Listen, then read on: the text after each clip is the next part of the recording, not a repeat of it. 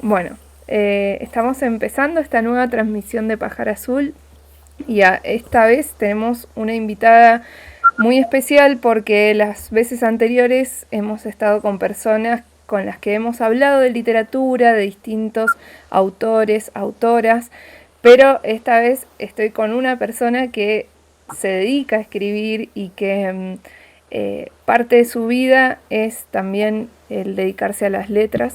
Así que estoy muy contenta de recibirla. Además es una artista que tengo bastante cerca y que me gusta eso también, esa sensación de poder hablar con gente cercana.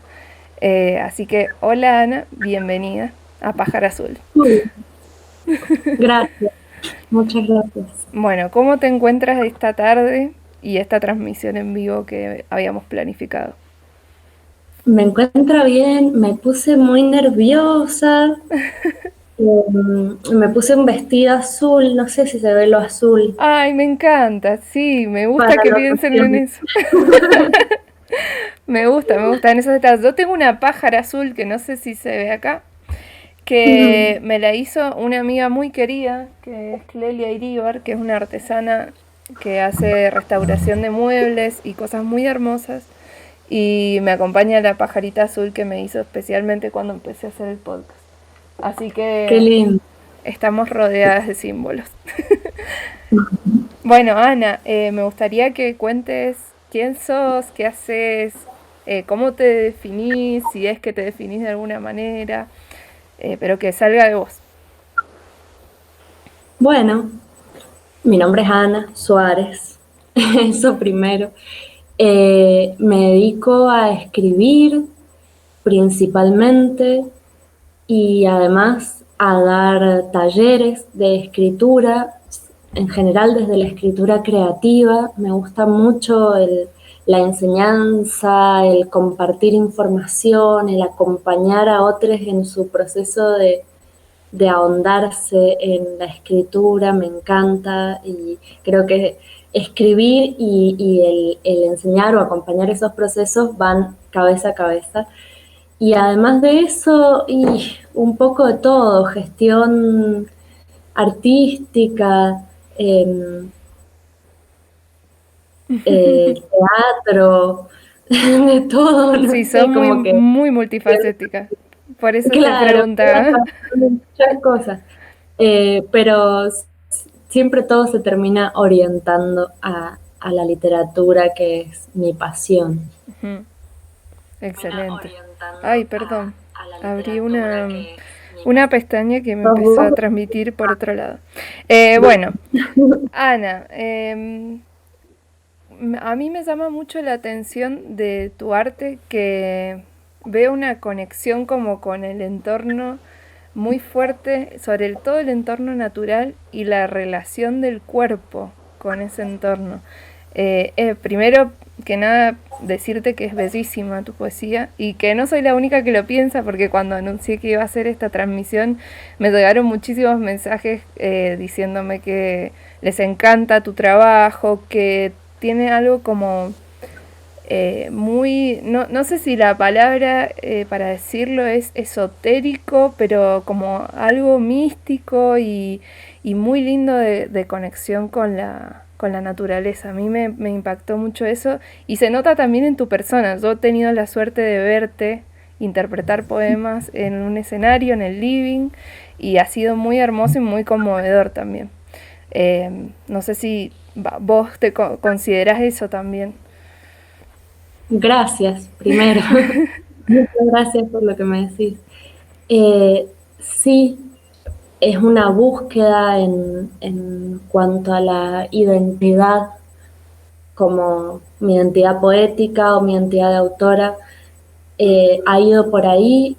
Yo, mis inicios más así, mi voladura de mente con la literatura fue con Murakami, Haruki Murakami, Ujú.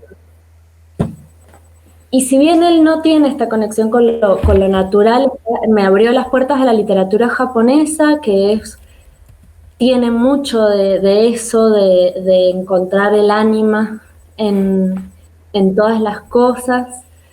Eh, Y después mi mundo onírico, mis sueños tienen mucho que ver con lo que escribo. Si bien no es una bajada literal de lo que soñé, me inspiran mis sueños para ir escribiendo lo que escribo y es mi manera de también de conectar con mi ser espiritual, que si bien no podría encajarlo en nada en torno a la religión, cualquiera sea que haya consumido o leído o que me haya llegado de nuestra cultura, creo que tengo una conexión, siento una conexión muy profunda con lo que me rodea y me hace bien también volcarlo de esa manera. ¿Cómo llegaste a las letras? ¿Por qué ese ha sido el canal principal para volcar todo eso? Eh, y yo llegué, bueno, la otra vez escuchando tu podcast de Schweblin, creo que se pronuncia, puedo Sí, estar diciéndolo sí, muy sí, sí. mal. Sí, está bien, Eh, Joely. bueno, ella expresaba, vos contaste, que no hablaba. Ujú, Y a mí en la infancia me costó muchísimo expresarme a través de la palabra. No entendía muy bien por qué había que hablar. Me costaba mucho, mucho. Entonces mi madre, sabia ella, encontró el universo de la lectura y la escritura para que yo pudiera comunicarme. ujú.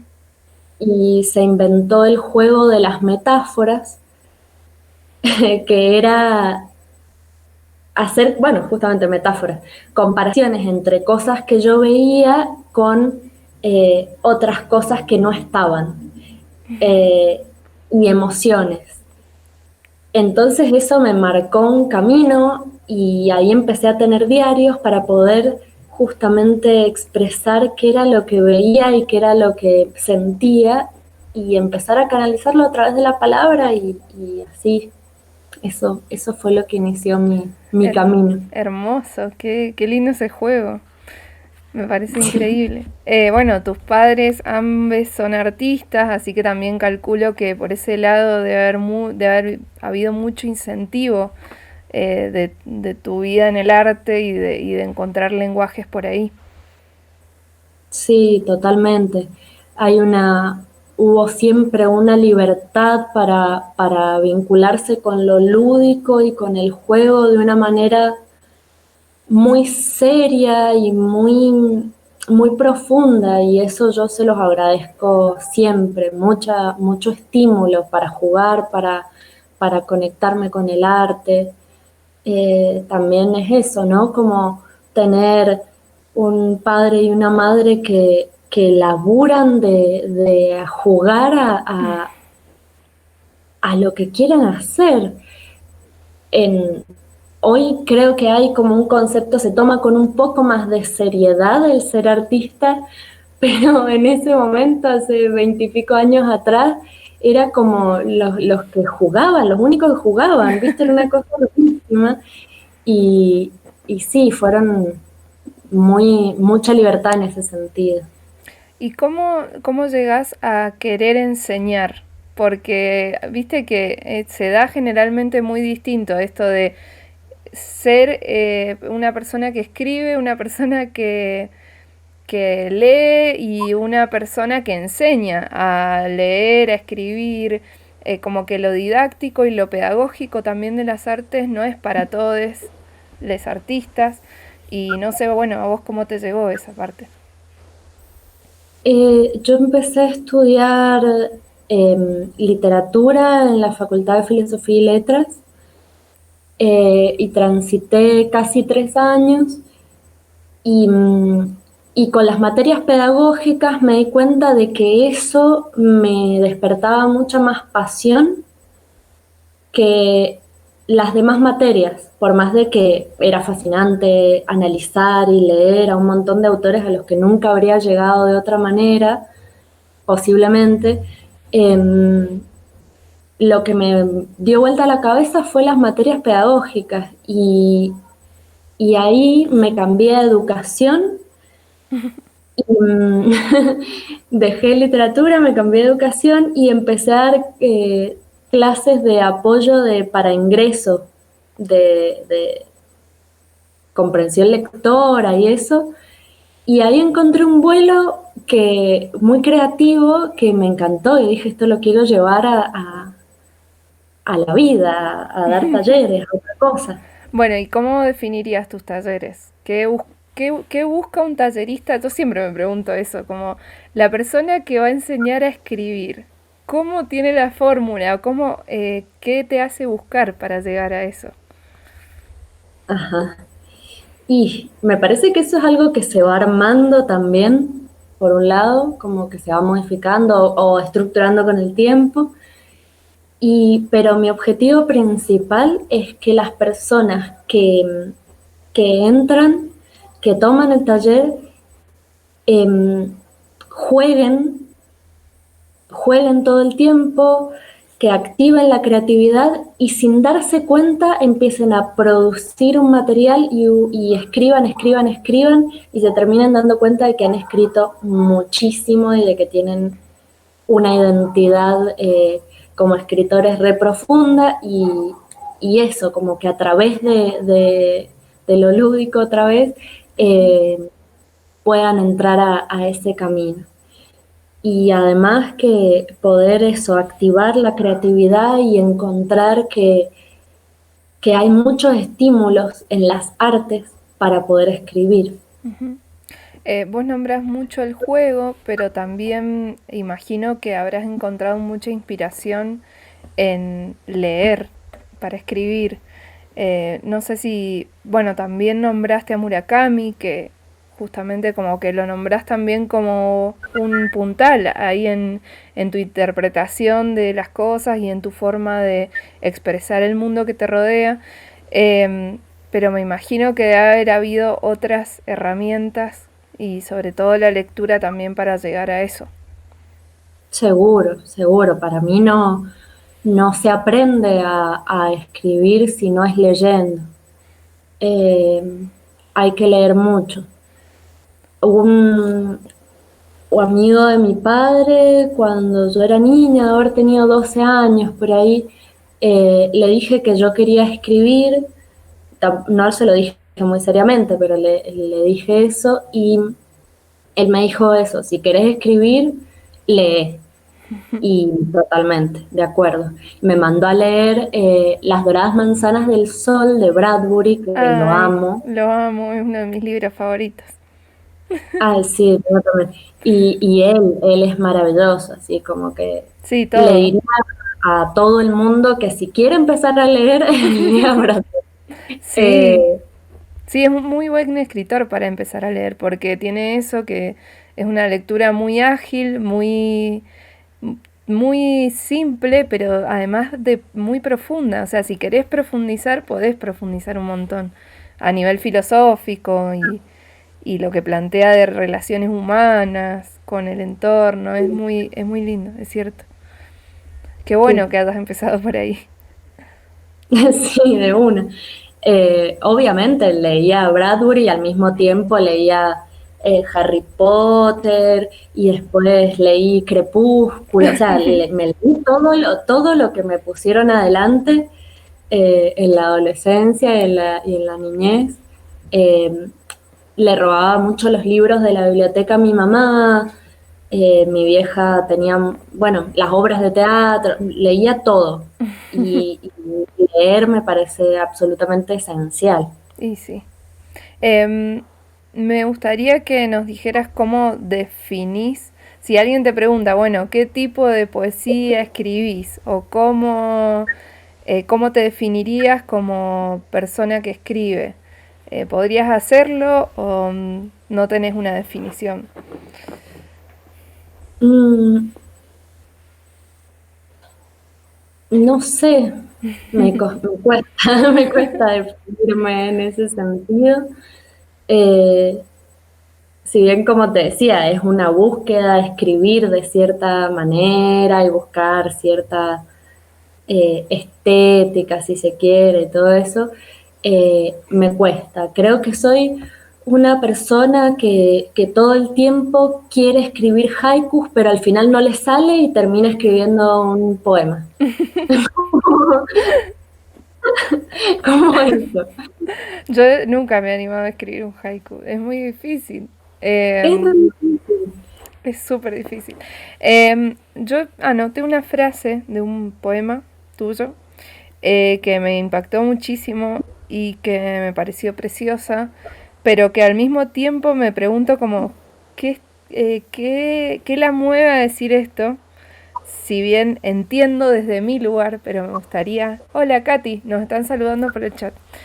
Gracias por Ay, hola. pasar, chiques, a todas las personas que están mirando.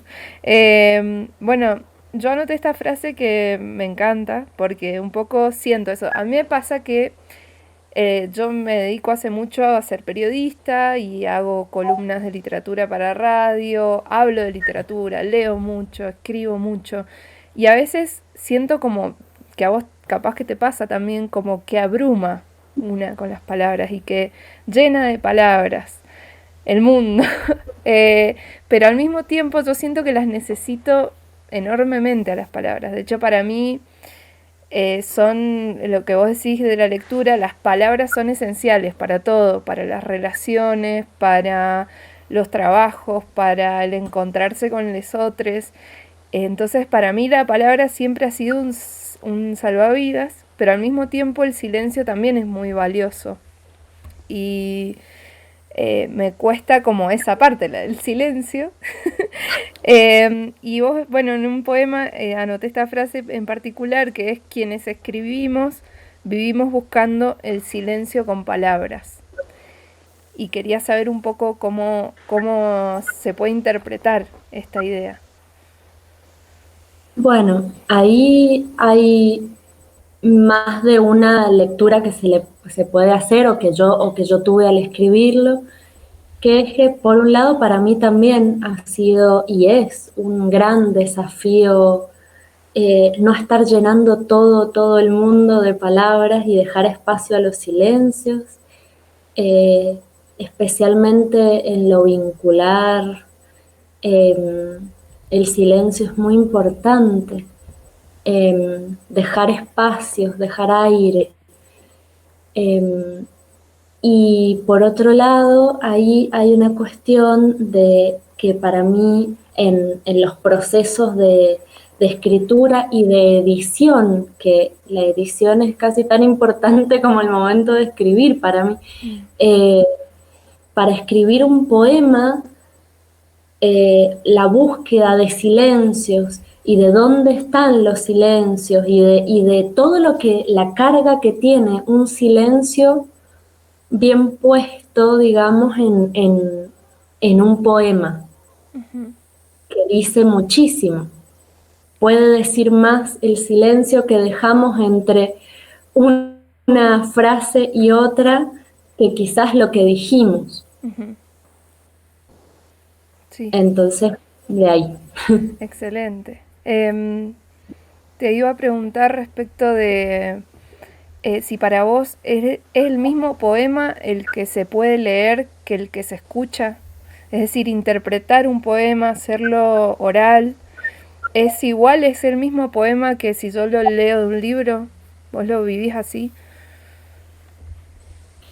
Eh, Me parece que hay una transformación entre la lectura y la lectura en voz alta o el recitado.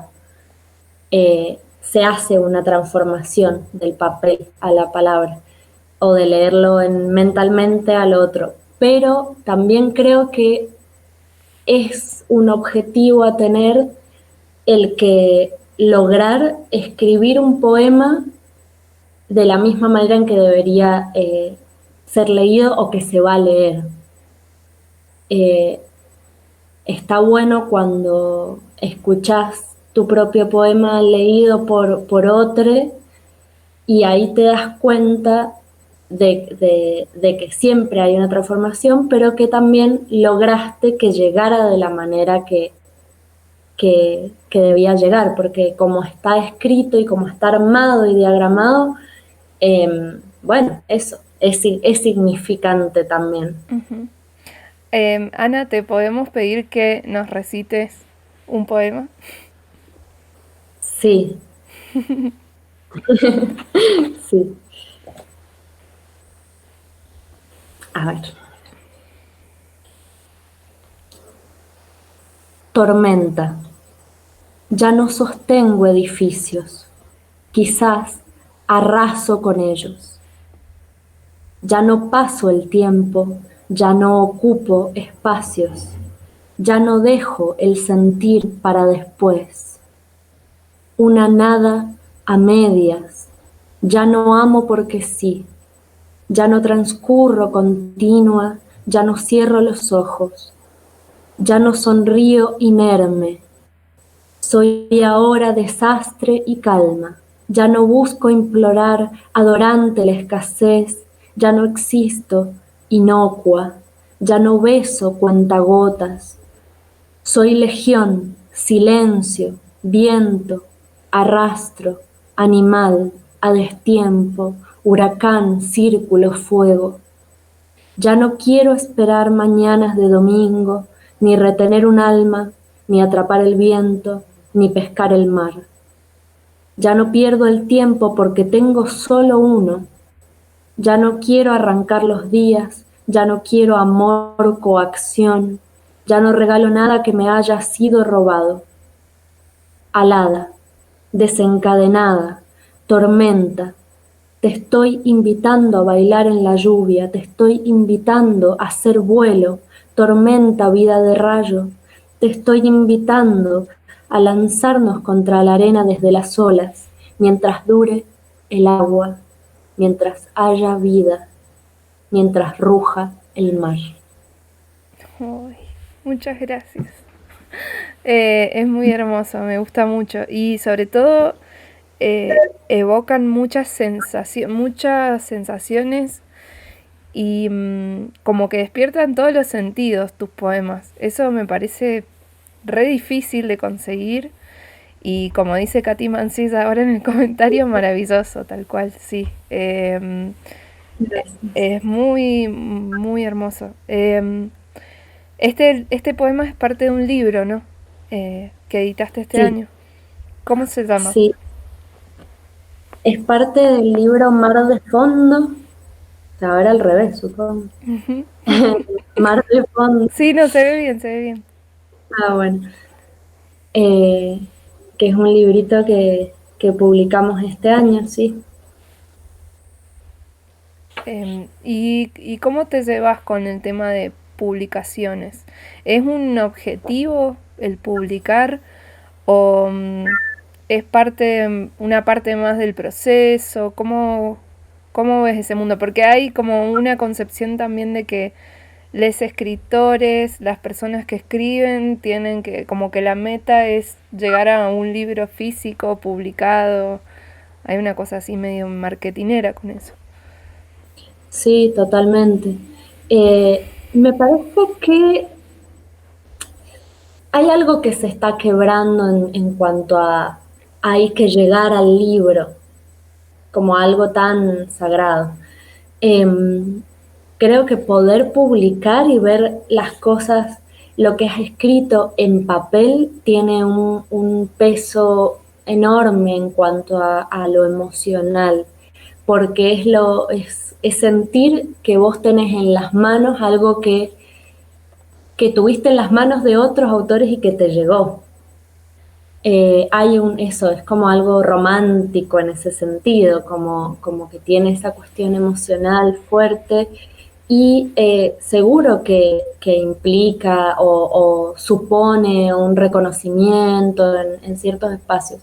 Pero creo que para mí a nivel personal o individual no es el objetivo máximo. Es un objetivo que tiene tanto peso y tanto calibre como escribir para publicar de manera continua a nivel online. Ujú. Bueno, eso también te iba a preguntar, las redes que han simbolizado para vos también en este camino de la literatura, si te gustan, te generan alguna sensación de satisfacción. También hay como detractores de las redes porque como que creen que muere la literatura ahí, que no se puede leer. He tenido algunas discusiones con algunas personas porque como que está esa sensación de que se desvanece algo que podría ser más contundente o más profundo, pero en realidad, bueno, se puede discutir la profundidad de un texto que puede ser de 2 palabras y ser lo más profundo del mundo, y una novela de 1000 páginas que no dice nada. Pero bueno, eso es otra charla. Pero ¿cómo te llevas con las redes vos? Bueno, sí, es un asunto polémico ahí. Para mí, la verdad es que al principio me refiero como en el 2015, 2016, tenía mucha resistencia con las redes y con publicar en las redes. Sentía un poco una resistencia, como que era eso, se desvanecía el valor de escribir, pero me di cuenta de que escribía mucho en Facebook y publicaba mucho y alguien me agitó fuerte, me dijo, vos tenés que hacerte un blog y subir las cosas a un blog, una amiga. Y dije, bueno, puede ser. Y me hice un blog y empecé a usar eso y me di cuenta de que es muy interesante el desafío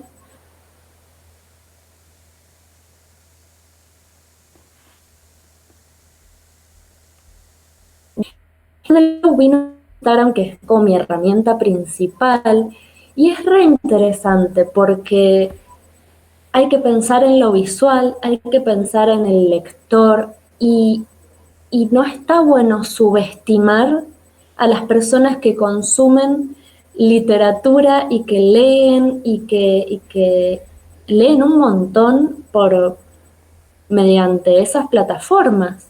Y está buenísimo que así sea y que exista un lugar para la literatura eh, en esos espacios y que esté pensado para eso. Y quizá, y justamente como te decía, tengo poemas que publico en las redes y que están pensados y armados y editados y craneados para verse, Claro. para llegar desde ese lugar.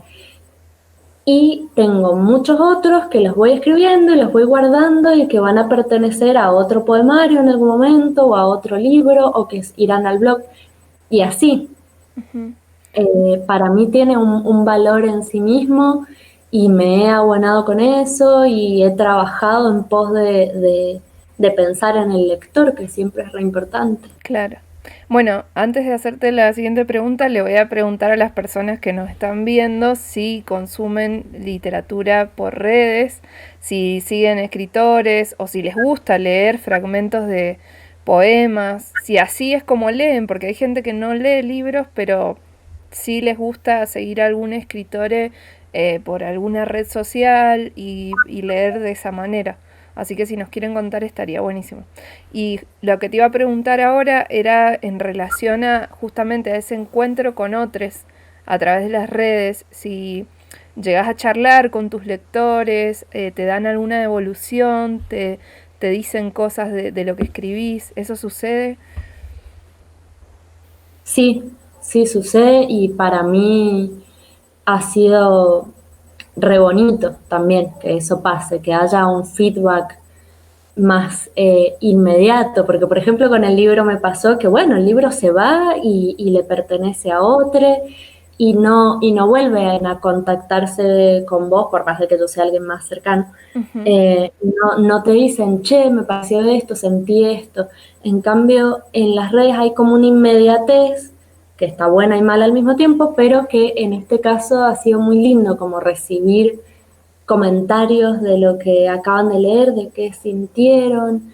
eh, y después de repente, no sé, aparecen personas que me escriben para decirme que leen en un momento donde se sienta con su mamá, esta chabona, a leer las cosas que yo he ido subiendo y leen juntas y supone unión y se comparte y circula la palabra y eso es hermoso. Increíble. Ahí nos dice Diego que La ilusión de los mamíferos de Julián López empezó como posteos en Facebook.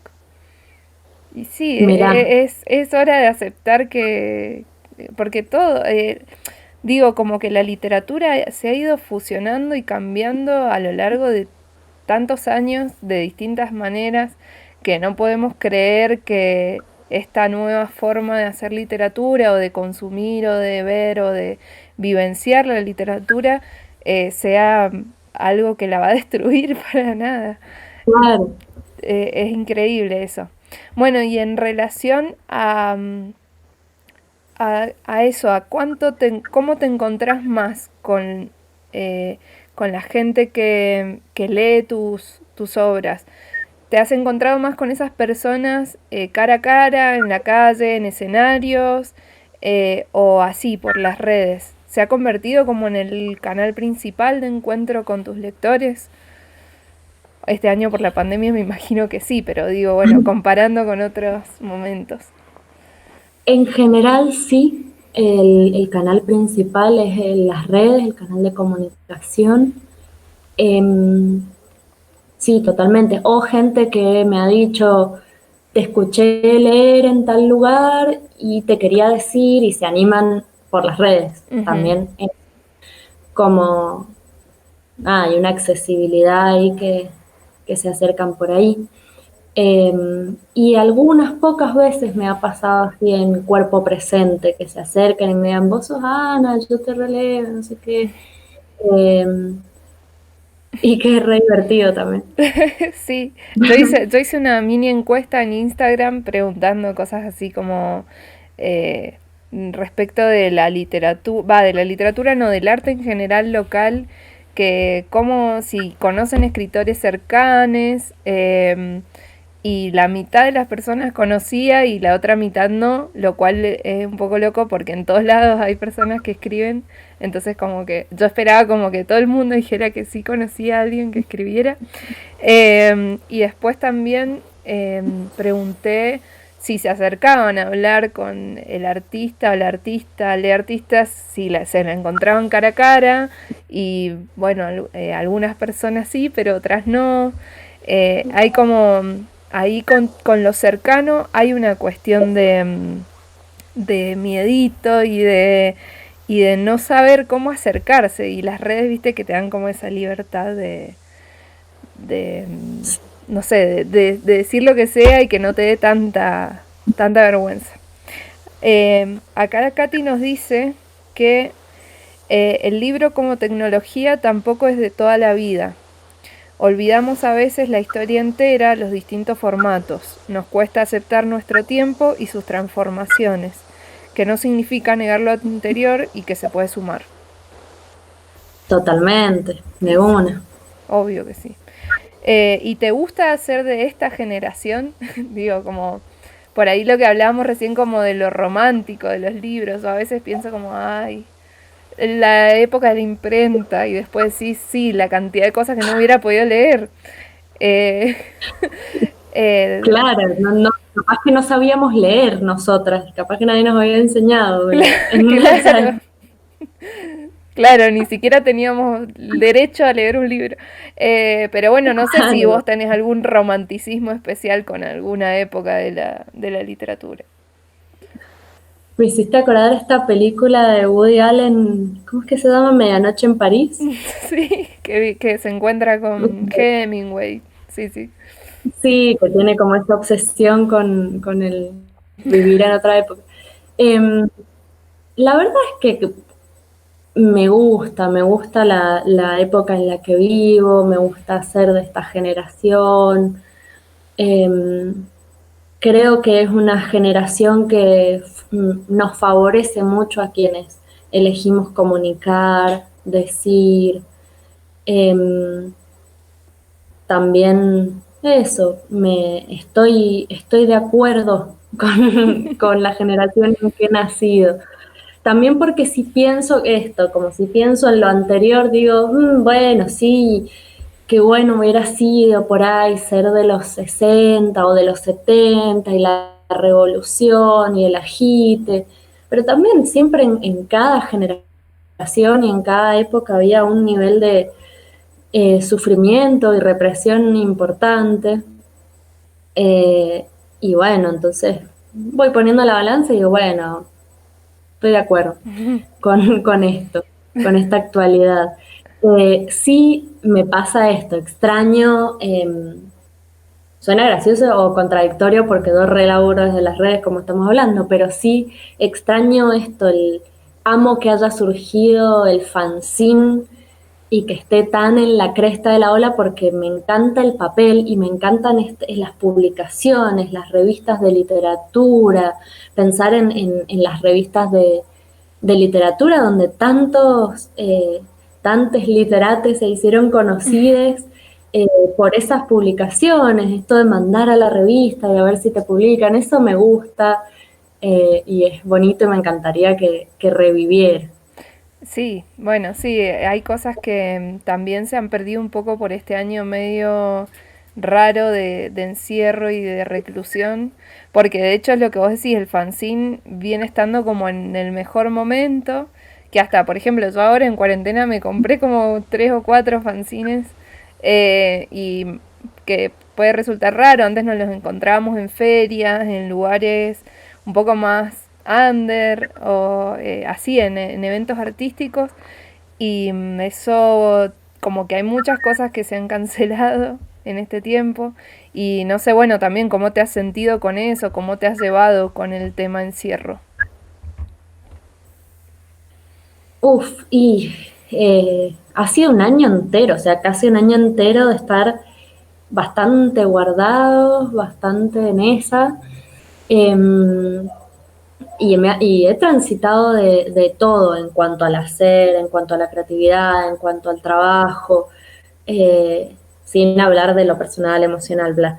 Pero al principio me sentí muy trabada, muy con falta de inspiración, frustrada. Tenía un trabajo fijo de edición en una revista, me despidieron. Viste como todo así, no, ¿qué está pasando? No quiero más. Muchas Que trabas, ¿qué creo sucede? que Y a todo no, el no mundo le pasó más o menos así al principio. totalmente, seguro. Y también tenía como súper programados un montón de talleres y no los iba a poder dar, frustración. Y después no pasó mucho tiempo hasta que dije, no, bueno, algo hay que hacer y también hay que comer. Y, y activé ahí la creatividad, que es justamente lo que más me gusta. Y empecé a generar espacios, talleres online y a conectarme con la escritura y a profundizar en estudiar, en leer, interiorizarme más en lectura, en teoría y bueno, a, a reactivar eso. Pero fue como súper necesario dejar de remar, como en un momento estar, viste, la sensación de estar en el medio del mar y no parar de remar, de nadar, y no poder hacer nada. Y fue como, bueno, a dejar, a entregarme al mar y a que me mueva y me lleve. Y ahí se han ido activando cosas, muchas cosas. Creo que cuando le dejamos espacio a la nada, pasan cosas. Un poco como lo del silencio también. Ay, sí. Sí, hay que dejarse frustrar un poco también para poder resurgir. Sí, yo creo que fue un poco algo que nos pasó a todos. Y capaz que no ni te dabas cuenta del nivel de frustración, porque a mí me pasó un poco eso, como que al principio yo dije, bueno, esto no me está pegando tan mal. Eh, y después me di cuenta que sí, que había sido re duro el golpe, pero que tuvo que pasar un tiempo para darme cuenta.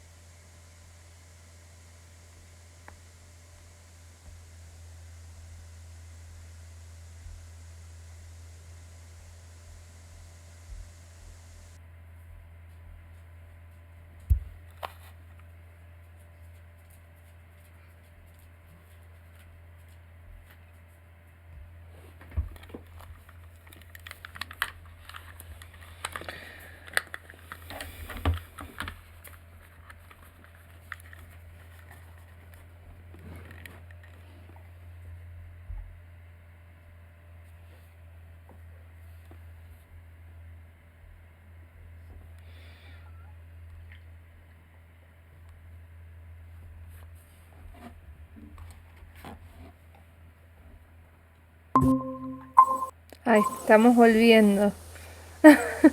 Se Ay, cortó pensé que internet. se me había cortado a mí el internet. Hablando de pandemia y de cuestiones. Acá estamos de nuevo, volvimos. Eh, sí, volvimos, creo, espero. Eh, sí, ahora sí estamos de nuevo. Bueno, Bien. sí, estábamos hablando de esto, de que la frustración de la pandemia, que tiene también alguna relación con esto de no poder manejar estas cosas. Eh, bueno, Ana, te quería preguntar respecto de cómo ves que ha sobrevivido también el arte local en este tiempo, así como a vos personalmente te pasó esto, cómo ves en general y que también, también preguntarte a nivel, digamos, político, como colectivo de artistas, cómo vienen observando, porque además vos participás de muchos espacios colectivos de arte, cómo vienen observando el manejo estatal de la situación del arte, si hay alguna expectativa de algún tipo de ayuda, de impulso para que puedan trabajar, bueno, nada, esa situación general. Ujú. Y ha estado muy, muy difícil la mano. Creo que lo que ha surgido hasta ahora a nivel cultural, artístico, en numerosos ámbitos, ha dependido 100% o 90% de el ánimo, la creatividad y el empuje de los artistas. Sin duda. Pero también creo que ahora está pasando que a nivel estatal se están reacomodando y están como aceitando un poco los engranajes y empezando ahí a estar con mayor disponibilidad, mayor accesibilidad eh, y ojalá que mayores recursos para generar espacios de visibilidad artística y darnos una mano, porque de verdad creo que lo que ha sucedido, por ejemplo, en el ámbito teatral, ha sido puro empuje de querer seguir haciendo teatro y hacer movidas, y lo que ha sucedido en el ámbito literario, que siempre es absolutamente eh, autogestivo, eh, ha sido eso, ¿viste? Como amor al arte y seguir empujando y visibilizando y agitar para que hayan recursos que me da la impresión que sí se están empezando a ajustar y a mover y a ponerse al día con todo lo que está pasando y con las necesidades que también tenemos como artistas, porque no hay que olvidarse que nosotros elegimos esto para vivir, Claro, para comer. sí, tal cual. Eh, Así que eso. Y bueno, vos participás de la organización de un festival de teatro que en realidad también es, tiene talleres y es más un encuentro que es de teatreras, según tengo entendido. ¿Nos puedes contar un poco de eso? Porque sé que también estás con esa organización para este mes. Sí, es un ciclo de teatro. No es festival porque lo elegimos así, pero en relación con que no hay premiaciones, no hay categorías en cuanto a competencias y esas cuestiones. También por la manera en que uno ingresa, digamos, la convocatoria y esto. Eh, es un ciclo de teatro donde hay obras hechas por mujeres en su totalidad. Así empezó, para darle tiempo, espacio y voz al hacer de las mujeres. Esta va a ser la quinta edición. Eh, Arrancó muy el boom del Ni Una Menos con esto de no hay espacio para el hacer de las mujeres en el teatro, excepto como actrices. La dirección de mujeres era muy escasa o muy poco visibilizada, las mujeres que hacían técnica, escenografía, dramaturgia, bueno, entonces fue nuestra idea hacer espacio para el hacer de las mujeres y así surgió. Después, por supuesto, nos hemos ido transformando y hemos abierto espacio para otras voces, para las disidencias. Eh, porque también nos parecía eso, que hay que irse acomodando, sin dejar de tener en cuenta que la lucha feminista es sumamente importante hoy, que ojalá que mañana no haya ni que hablar de feminismo o machismo o patriarcado, pero que sigue siendo algo importante y a visibilizar y que no hay que, eh, no sé cómo se diría, pero no hay que eh, Aflojar. disminuirlo, claro, sí, sí. Sí, yo lo que he notado en el último tiempo, como un aprovechamiento lo que vos decís, la movida del feminismo y de la visibilidad de identidades disidentes, lleva algunos años de mucha fuerza en la que se están llevando a cabo este tipo de proyectos, como en el que vos participás, que se están gestando estos espacios para las mujeres y las identidades disidentes, pero lo que yo veo es mucho como, bueno, ya está, ya consiguieron entonces, ya tienen ese espacio, ya sabemos, ya salen a marchar, ya las vemos, ya listo, ya ganaron, ahora ya está. Como que yo veo mucho esa intención como de basta, ya está, porque dense cuenta que estamos ya están iguales, en igualdad de condiciones que los varones, y después nos toca trabajar en espacios en los que día a día tenemos que presenciar cosas en las que se nos trata completamente diferente, se nos paga completamente diferente, se nos hacen chistes, porque viste, ahora todo lo que era acoso se transformó en chiste, eh, en los que no se nos escucha en lo más mínimo. Y yo la verdad es que no veo ninguna diferencia con el antes. La única diferencia es lo que hemos construido nosotras y nosotres desde esos espacios propios. No sé si tanto los mixtos.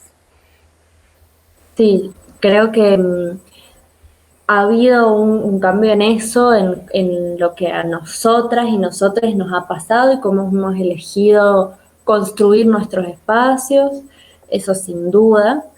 Em, También creo que ha habido algo fuerte a nivel de la intimidad, de la cotidianeidad, me refiero.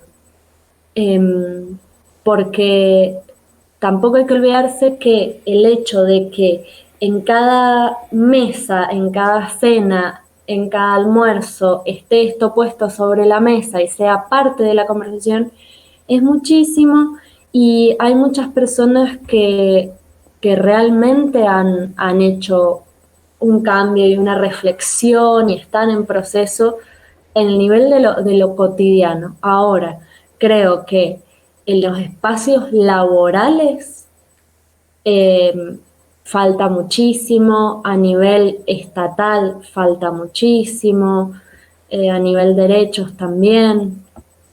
Hay una visibilización lograda que es importante y hay que seguirla sosteniendo.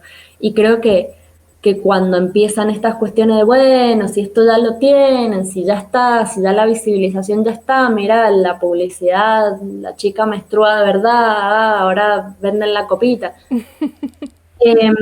es donde más hay que sostener, Ujú. porque ya está visibilizado, pero está como esto de, bueno, ya está. No. Sí, Eh,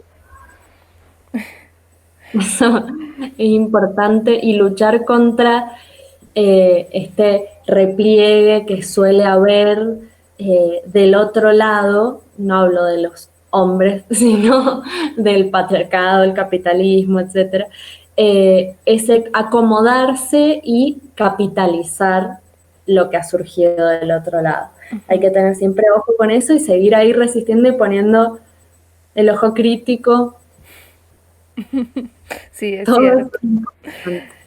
Y respecto de, bueno, de esto, de el espacio en las letras, ¿te ha tocado como ver, obviamente que esto atraviesa todos los espacios, las artes, las expresiones, digo, el patriarcado y los machismos que podemos encontrarnos, pero has presenciado de alguna manera particular que tu arte sea tomado de alguna manera? Por ejemplo, a mí me pasa que veo que hay mucha gente como que considera la poesía algo femenino, o delicado en sentido de débil y no, no delicado como tal vez lo interpretaríamos nosotros de una cuestión estética y de belleza.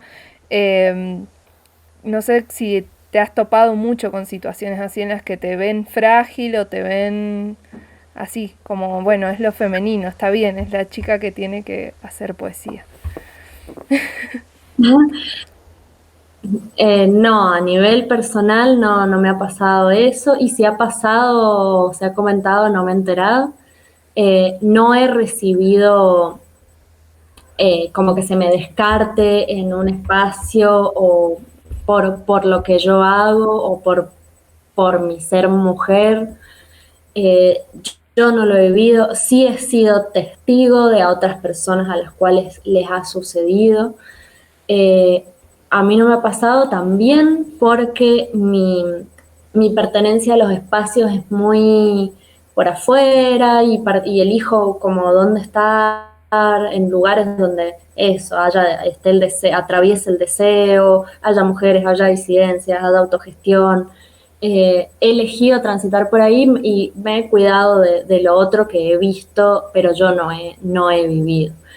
Eh, Creo que igual si algo he pasado, que tampoco es un sufrimiento para nada, es quizás el tema del uso de redes, que hablábamos que es tan polémico, elegir publicar en las redes, elegir que sea estético, elegir sostenerlo, que sea un valor en sí mismo, es polémico y por ahí se mira como, pero nunca tanto, me parece que también uno elige dónde transitar, y seguro que aún eso sin dudas existen miradas de las mujeres o lo femenino, estas no sé qué, eh, pero creo que también hay un momento bisagra ahí, y mayor pluralidad, y ya no es tan heavy como era hace nada,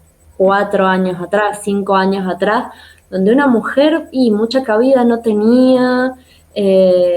Hace 10 años atrás capaz que ni te publicaban, eh, a menos que tuvieras, no sé, cierto vínculo de amistad o lo que sea en ese espacio, viste, como había mucho más esa cuestión sectaria, y en detrimento de las mujeres, pero eso ha ido modificándose fuertemente. Una de las, bueno, yo te leo por redes, obviamente, y estuve leyendo varios de tus poemas y varias reflexiones también, que no son poemas, sino que haces algunas publicaciones con textos. Primero que encontré un poema que habla de un pájaro azul, y Sí. necesito que hablemos de ese poema porque, bueno, vos no sé si escuchaste la presentación del podcast en su momento, pero el nombre de Pájaro Azul es por una cuestión de reivindicación de la sensibilidad, porque también es como esta incomprensión de lo que es la sensibilidad más como fortaleza que como debilidad. Y bueno, encontré ese poema que te iba a preguntar como de dónde viene, que calculo que es del mismo poema que viene el nombre de este podcast. Y también encontré un texto con el que acompañabas una fotografía de Marilyn Monroe, y decís, dice, nuestra humanidad es cruel, sobre todo con quienes muestran al desnudo su sensibilidad. Les frágiles, a veces, les frágiles. A veces una manera de morir es seguir viviendo y a veces una manera de protegerse es morir. Bueno, seguí el textito, pero anoté hasta ahí. Y quería justamente preguntarte sobre eso, sobre eh, la sensibilidad, qué significa para vos, esto de la, la fragilidad que consideran los demás que tienen las personas sensibles. Y bueno, nada, hablar sobre eso. Bueno, sí está basado en el mismo poema, calculaste bien. y tiene absolutamente que ver con eso, con esconder la sensibilidad. Em, Creo, o por lo menos en mi sentir, también la poesía me ayuda a canalizar esa enorme sensibilidad o lo sensible y permeable que me he sentido al mundo y que me siento al mundo. Es mi manera de sanar un poco eso y también en Bandero sin duda esta reivindicación de la sensibilidad y de darnos cuenta de que la vulnerabilidad es fortaleza, nos fortalece sin dudas. Eh, y creo que es algo que quiero expresar y quiero entregar ese mensaje. Y respecto de quienes quieran escribir, porque vos sos tallerista, das talleres de escritura, eh, ¿qué te parece que es lo primero que a lo que debería aferrarse una persona que quiere escribir? Porque también nos pasa mucho esto de querer escribir y no animarse, que tiene un poco que ver con esto de esconder la sensibilidad o de no darle mucho espacio. ¿Cuál sería como tu primer consejo para dar el primer paso para escribir? Eh, y el primer paso sería escribir. Escribí para vos, tener un cuaderno y escribí todos los días de tu vida, escribí. Em, y lo demás hay que ser cara dura. Yo creo que mi mayor característica es la caradurez sí, para haber emprendido todo lo que he emprendido. Dejar de pensar en esos miedos que en realidad no tienen asidero, así como que no tienen cabeza. Escribir, escribir, escribir y en ese escribir, escribir, escribir todos los días vas a ir encontrando una forma y te vas a animar sole a mostrarlo, seguro. Yo te había pedido también que para esta transmisión pensaras en algunas recomendaciones que te gustaría dar de lecturas. Y bueno, si querés hacerlas, estás invitada. Bueno, pensé, además de en esto de qué lecturas me han atravesado a mí, también en qué lecturas recomendaría justamente para una persona que por ahí no es tan cercana a, al leer y eso. Eh, Creo que, bueno, como decíamos antes, Ray Bradbury es un autor para empezar a leer y que además es fascinante y tiene 500.000 significaciones y capas de sentido en lo que dice y es maravilloso. Eh, Clarice Lispector, que para mí es una maestra permanente, es un placer Y leerla, muy divertida de leer también. Son autores divertidos. también, Sí. sí, sí, total. Y que te podés identificar, hay identificación y está buenísimo y te llevan a otros escenarios. Sí, ellos dos es como que hay que leerlos.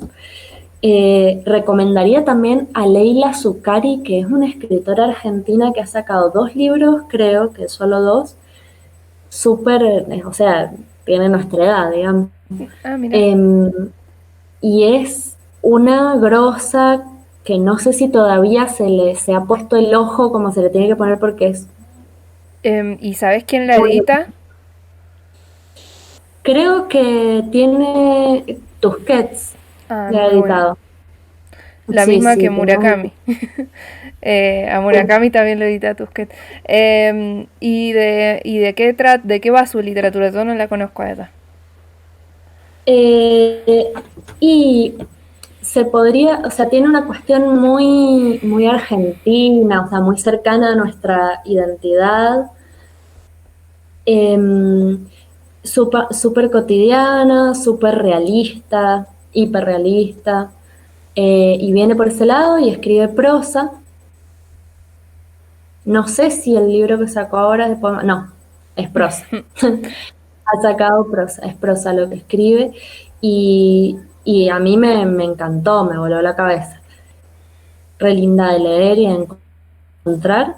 Y también creo que está buenísimo animarse a acercarse a la poesía. Por ahí me he dado cuenta de que las personas, bueno, a mí también me pasó en un momento de la vida, como no acercarme a la lectura de la poesía porque me parecía muy inentendible o muy lejana, Justo te iba a hasta que preguntar me por di eso. cuenta claro, de que no hay nada que entender.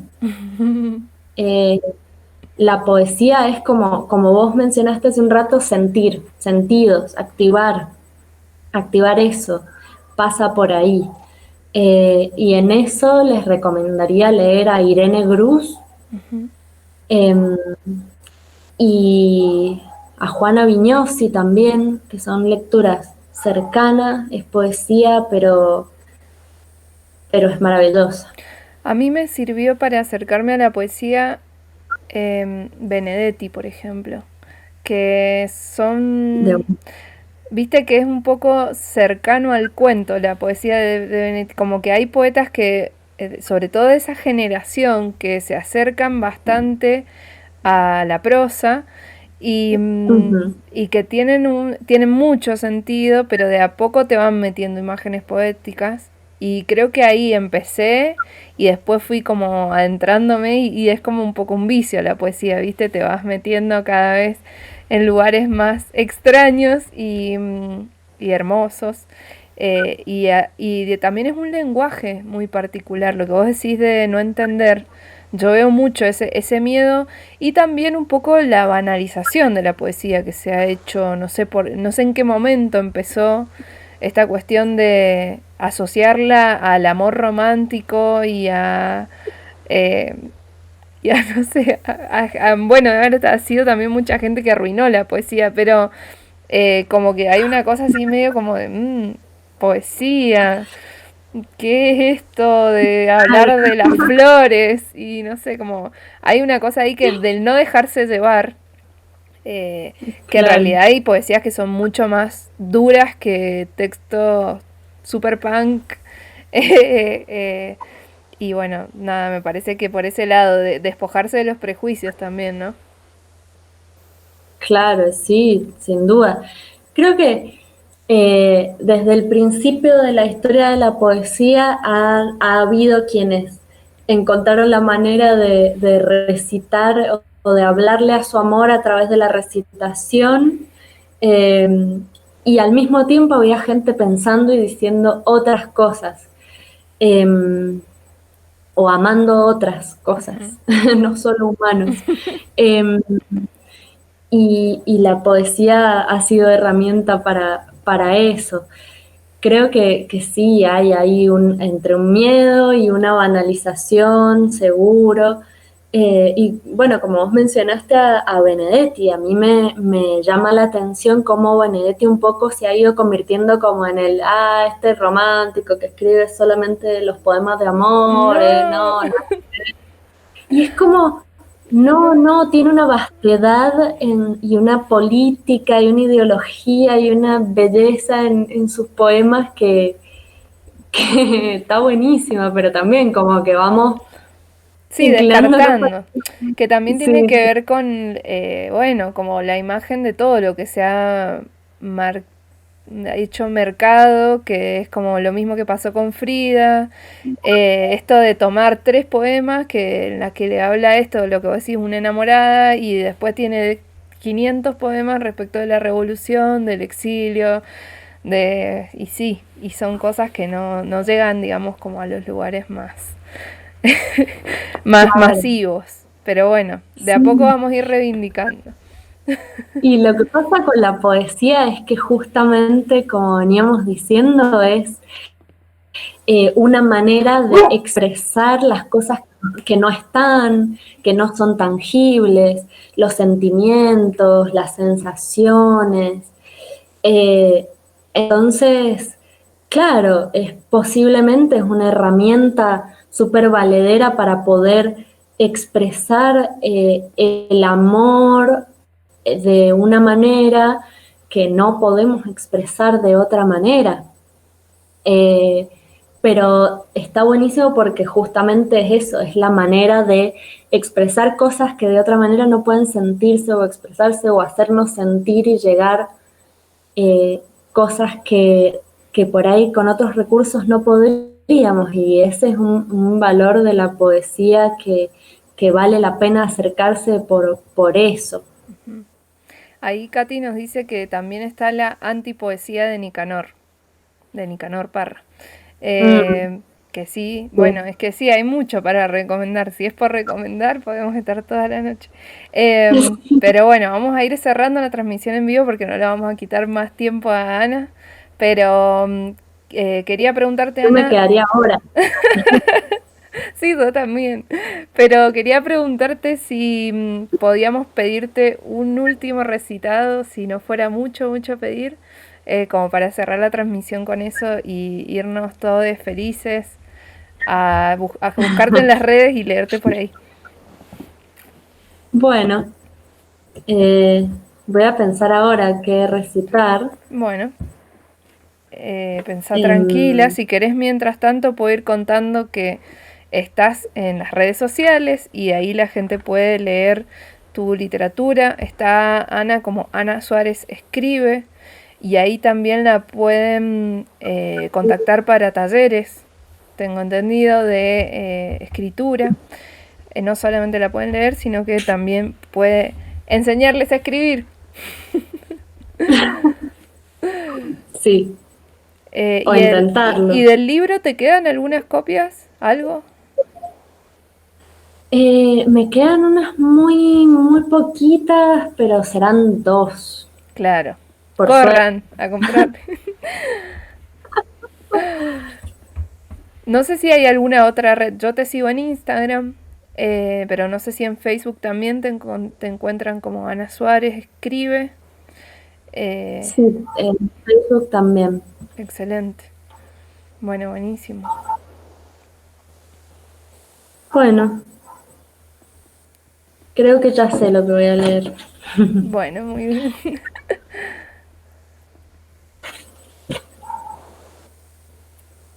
El olor de mi piel en la tuya, tu perfume ornamentándome la ropa, la miel y las rosas mías en tu boca, fermiente todo en derrame por las comisuras, el camino húmedo, la caricia a mis manos, el agarre tuyo, la risa velada, la sonrisa radiante, la carcajada lagrimiante y placer, la infinitud. Los dedos que entran, las manos que buscan, la ceguera que mira para adentro, la piel lazarilla, la nariz buscante, la respiración desbocada, la pausa eterna, el brevísimo instante previo, el mar derramándoseme, mi toda agua, tu entera piel, tu firme, la línea que dibujo, la continuidad de tus partes, el gozo de escucharte, la locura de miradas, la me encantez de tus músculos, todo el océano de tus ojos, todo el desgarre de mi carne derritiéndose en mí misma, el gemido de mis manos, el deleite de mis dientes, tu búsqueda incansable, tu encuentro ineludible, la fantasía en la fantasía, las ganas de lamer mientras se arde. Bueno, un clarísimo ejemplo más de las sensaciones que hablábamos recién.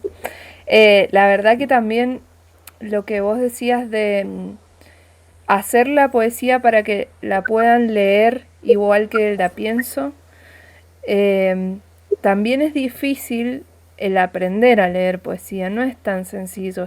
Está bueno también predisponerse a aprender a leer, que me parece que eso también es algo que hay que incentivar, porque aprender a leer no es simplemente agarrar un texto y mirarlo y poder decir qué palabras dice, sino también las puntuaciones, los espacios, lo mismo que vos decís del el espacio que ocupa las letras tiene tanta importancia como la palabra en sí.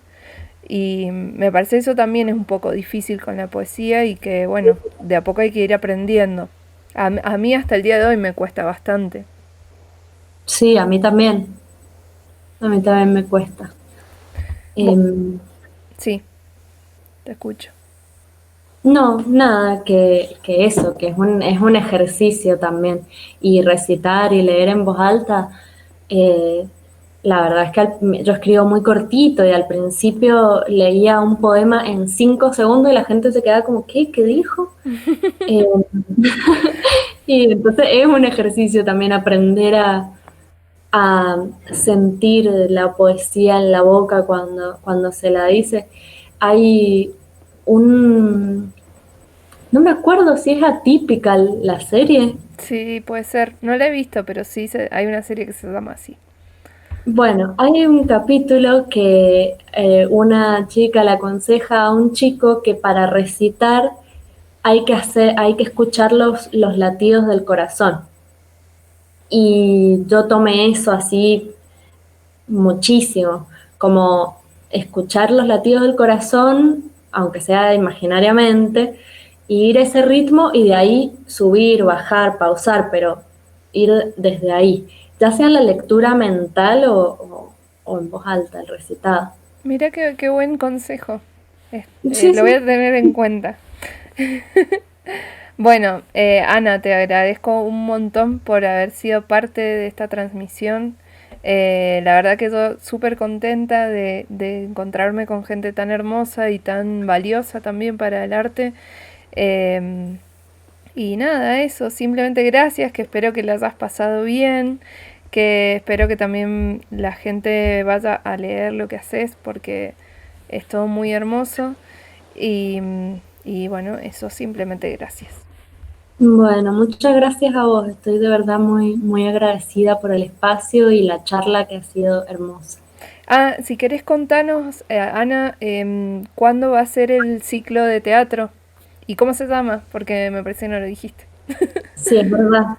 El próximo ciclo de teatro de El llamado de las brujas va a ser por streaming Ujú. el 27, 28 y 29 de noviembre. Tenemos redes que son El llamado de las brujas en Instagram y en Facebook y ahí vamos a ir subiendo la información. Van a ser, esta edición se llama El llamado de las brujas, eh, la historia de las mujeres, historias de mujeres, no me acuerdo ahora, pero la idea es que vamos a ir contando la historia de diferentes mujeres a través de monólogos durante esos 3 días y además, como siempre en el ciclo, va a haber espacios de formación y talleres. Así que Excelente. búsquenos en las redes, el llamado de las brujas, y ahí va a haber información. Bueno, muchísimas gracias y vamos a saludar a toda la gente que nos estuvo viendo, que les agradecemos un montón. Y va a quedar esta transmisión subida a YouTube para el que la quiera ver cuando puedan y quieran y pueden invitar a gente a que la vean. Y también les quería contar que la semana que viene, hablando de poesía, el día miércoles vamos a hacer una transmisión en vivo con Mateo Diosque, que es un poeta tucumane que me encanta y estoy súper contenta de que va a participar porque es muy lindo todo lo que hace. Así que nada, muchas gracias Ana y muchas gracias a todos. Les saludo, chau chau. Adiós.